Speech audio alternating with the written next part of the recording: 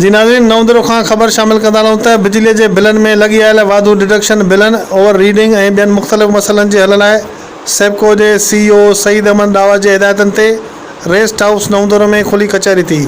खुली कचहरी में AC operation circle Larkana Abdul Ghaffar माखा, एक्सियन ऑपरेशन डिवीज़न रूरल ज़हूर अहमद कुरैशी, RO एजाज़ अहमद, SDO नओं दरो सजाद मेमण ऐं ॿिया शरीक हुआ, जिते उन्हनि बिजली जे बिलनि जे मसइलनि बाबति शिकायतूं खणी ईंदड़ अवाम जूं शिकायतूं ॿुधियूं ऐं उन्हनि खे हल करण जी ख़ातिरी पिणु कराई।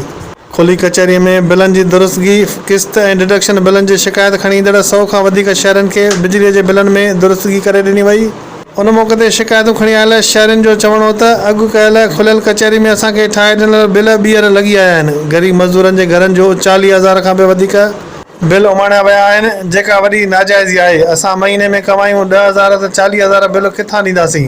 उहो नाजाइज़नि जो सिलसिलो ख़तमु थियणु घुरिजे। उन मौक़े ते AC सेप्को अब्दुल गफ़ार माका चयो त असांजे हिते अचण जो मक़सदु आहे त बिजलीअ जे हवाले सां अवाम जा मसइला ॿुधी उन्हनि खे मौक़े ते हल करे ॾियूं, त जीअं कंहिंखे बि का शिकायत न रहिजी वञे।